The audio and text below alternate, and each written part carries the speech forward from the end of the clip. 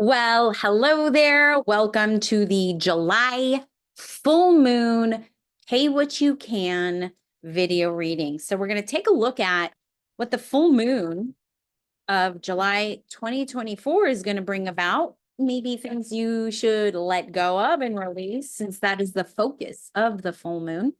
And we will see what messages the full moon has for you.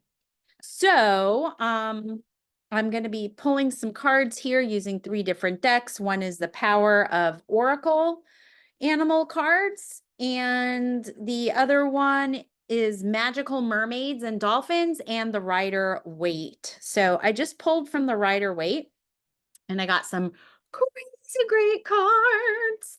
All right, so we have the Happy Life card, Happy Family card, 10 of Cups. We have the Chariot card, and we have the Queen of Cups. So far we are talking in the world or realm of a relationship. And I do have to say that here's what I want to say. This is not necessarily letting go. Well, I guess there could be. Hold on a second. Because the way energy works is that it's always moving. Yes. So whether it builds up and then it pops, right? That's movement because it builds up, it pops, and it still moves. Or you're purposely, intentionally moving it and directing it with effort or work. That's the nature of energy. And what's really cool about these cards is that it feels to me like those of you, now this does get a little bit not sufficient for work, so I don't know that you should be watching this at work, but this is actually there's a potential and possibility for you to have a sexual release of some sort. Now, I will say that this does feel like it's a positive sexual release, not a negative sexual release. So, hey. Um, there is a, yes. So, those of you who might, this is very interesting how it's coming up, but I'm not going to judge it. Some of you might think you have a naughty side to you.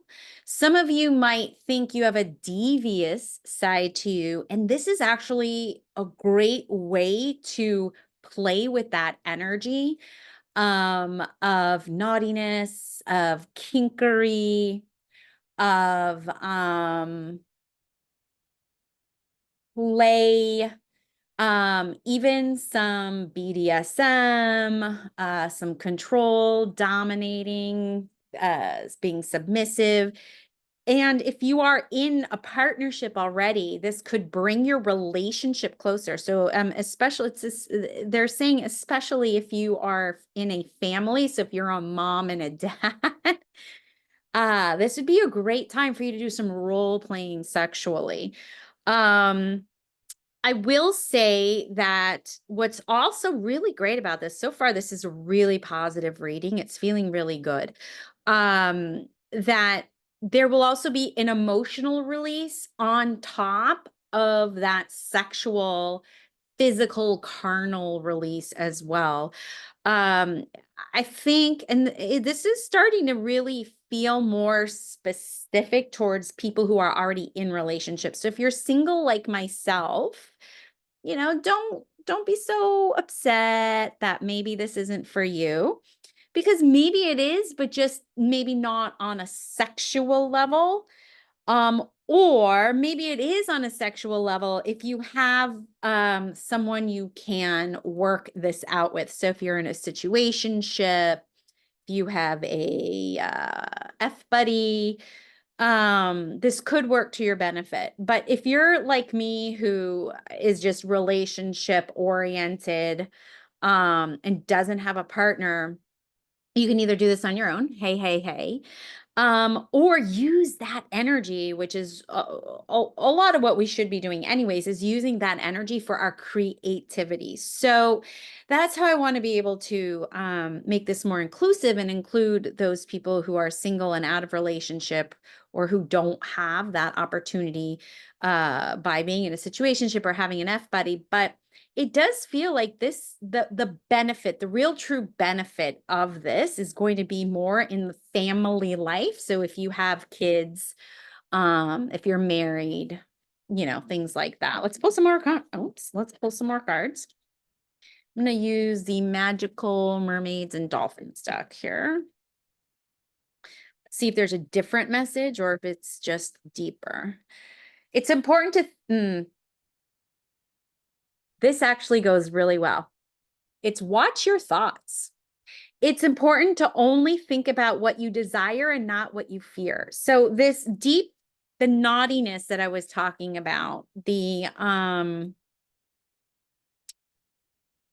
kinkery, the dark side, the fantasy side, the non-Pollyanna side, the side that a lot of us do keep private, the judgment of it, I think that's like where we're going with this, or just to sort of like bring it kind of more together, is like not to judge yourself for having those deep, dark, lusting, carnal,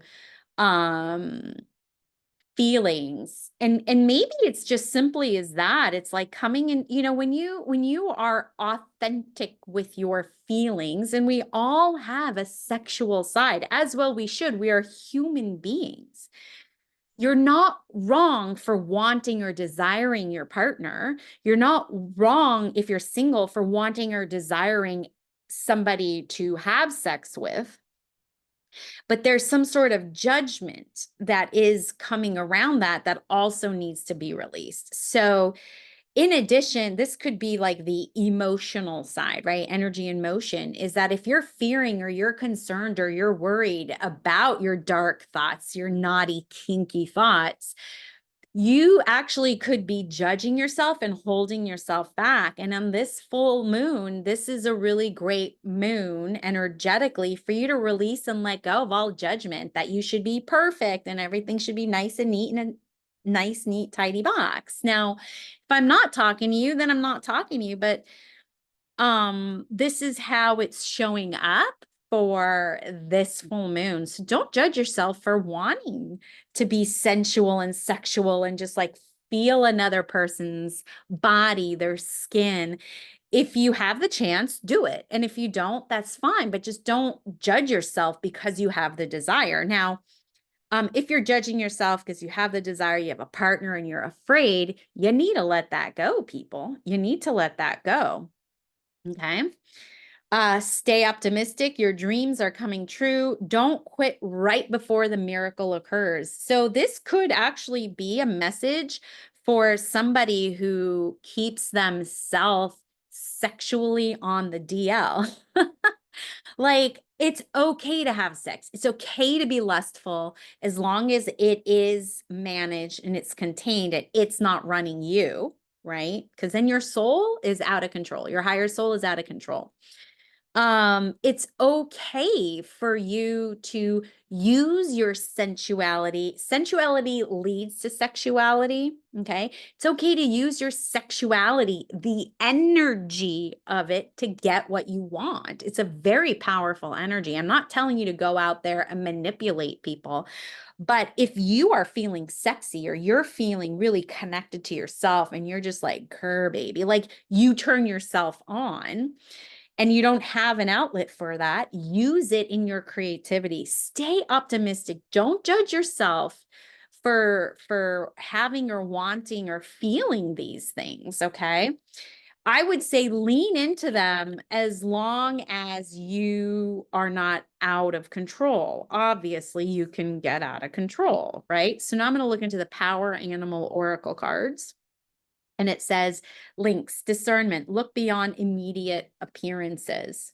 Okay. I'm going to say look beyond how you're judging yourself because you have desire or lust or a high libido, maybe even.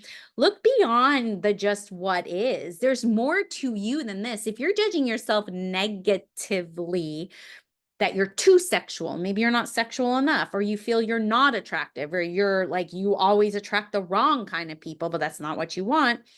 Use your discernment to look at yourself as holistic, mind, body, and spirit, not just body, right?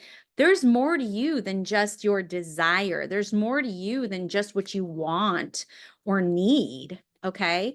You are a holistic person. You're a whole person. There are different facets of you. So, use your discernment and look beyond what you think you may be being judged as, because most of the time that judgment is actually coming from you and not other people. If you were to ask other people, well, what do you think of me, or how do you view me? It would probably, I'm like 85% sure that they would describe you as something totally different as how you would describe yourself.